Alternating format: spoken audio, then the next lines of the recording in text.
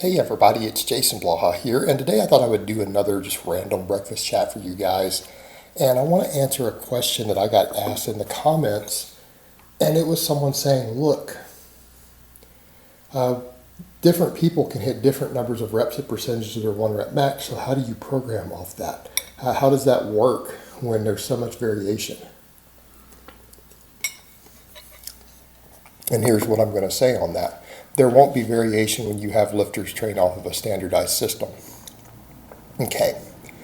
The reason when we do certain studies, and there have been studies that have compared different volumes, or similar volumes but different rep ranges being used, and they find that when the hypertrophy is equal, the people who do the lower, heavier reps still improve more at their one rep maxes. Does that mean that something physically occurred different? No. They got more practice at lifting heavy weights. So we're going to discuss the different factors here that would cause this. And the first one is when you have people who don't lift heavy, especially if they don't do triples, doubles, singles, they don't practice doing these things with heavy weight, their one rep maxes are going to be much lower than their potential. So if you go test their one rep max, if you have someone who only tests a really heavy weight once every 12 weeks, and let's say they do 8 to 12 or more the rest of the year, their maxes are going to suck. Their maxes are going to be very low relative to what they lift for a 10 rep set. So if you have that person test a max and you program off of it versus someone of the exact same muscle mass and size and levers, they're going to have a lower max. And if they do, the percentage, 70% of their max, will be what? It'll be a lighter weight. Therefore, if you're at the same basic strength level and muscle mass, you're going to be able to do more reps with 70% of your max. So when you have these studies that look at this and they say, well, this person, we had most people with 70% of their max, they did anywhere from 10 to 13 reps, but then we had some people who hit 16, 17, 18. Why? Because they sandbagged on their max, because they don't practice maxes and they don't know how to lift heavy, they don't know how to strain. They suck at maxes. Right?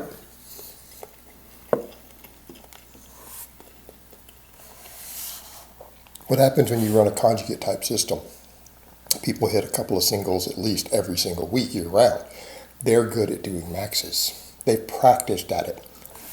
They know how to strain under a heavy load. They know how to get tight under a heavy load. And they've developed the intramuscular and intermuscular coordination to handle maximum weights. Their maxes are going to be higher. But it's also going to take all those people and put them back into the same category for programming off percentage of a max. There's not going to be a larger discrepancy in rep ranges. Hey, that's the first thing that we eliminate. So yeah, if people don't ever max out, programming off percentages of maxes doesn't work well. But why aren't they maxing out? I've covered repeatedly on this channel that it's safe and effective to max out year round if you rotate your lifts and you do it correctly. All of my clients do it. My clients don't get hurt on maxes. When I have clients get hurt, it's doing something besides a max. When you guys have seen me get hurt, it's doing something else other than a max. Usually doing cardio of some type. And I feel like I'd pulled an adductor actually doing my sled drags one day. I had a client who tore a calf pushing a prowler on his own. He didn't even do exactly what I'd prescribed for him. He was doing something different, tore his calf. He's back to lifting heavy now. I hurt my shoulder doing high rep pull-ups. Okay? People aren't getting hurt on the maxes. Unless you're coming in and doing something stupid like the same classic lift every week, like a deadlift.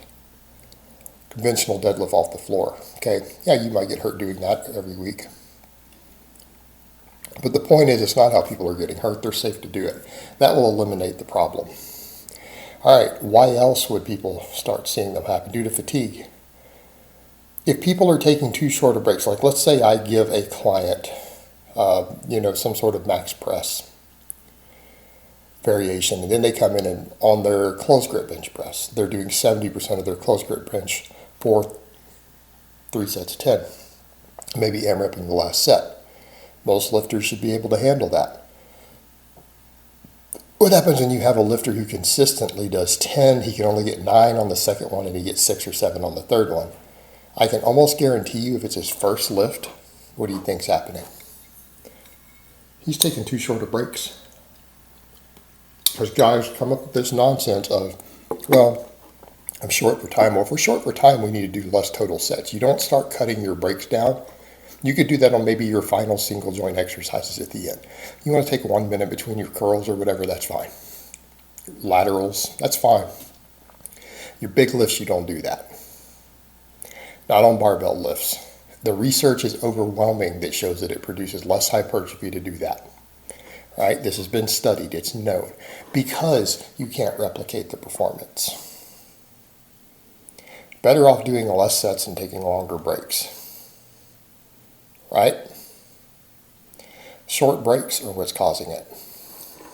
What about when they're getting to other exercises? A lot of times people get to their second or third exercise of the day. Well, I can't hit these percentages. Well, they're out of shape. Their work capacity is too low. If they had a higher work capacity, they'd be able to get away with more exercises and do that. They're out of shape. Because if they go test it fresh, that doesn't occur. In other words, that person on their first set of the day after hitting a max or whatever, they have no problems, 0 problems hitting 10 reps with 70%. It's only when they get later in the workout and they're fatigued, well, here's what we need to look at. Is their fatigue management on point? Is it too much training volume for that particular lifter? Hey, that's a big one. Is the training volume too high for that lifter? If it is, they're not going to be able to get those reps in. They're not going to be able to do it. Right? Number 3, and again, they need to get better conditioning. They're out of shape. If lifters are out of shape, that's going to happen more. But here's the other thing. They may be taking too short of rest times. What happens is that as the volume gets too high, lifters want to get out of the gym sooner. They start cutting rest times down. Well, you start getting to multiple exercises and you start doing that, you are going to very quickly find that 70% starts turning into 5 rep sets, in which case you are no longer getting any hypertrophic response. People say, but failure is failure. No, that's not true. That isn't true. If you are unable to replicate performance, it produces less hypertrophy. That's what the studies show. If your rests are too short. And in the case of if you're doing 3 different exercises, too short of a rest could turn into anything less than 5 minutes a set as you get further in. Okay?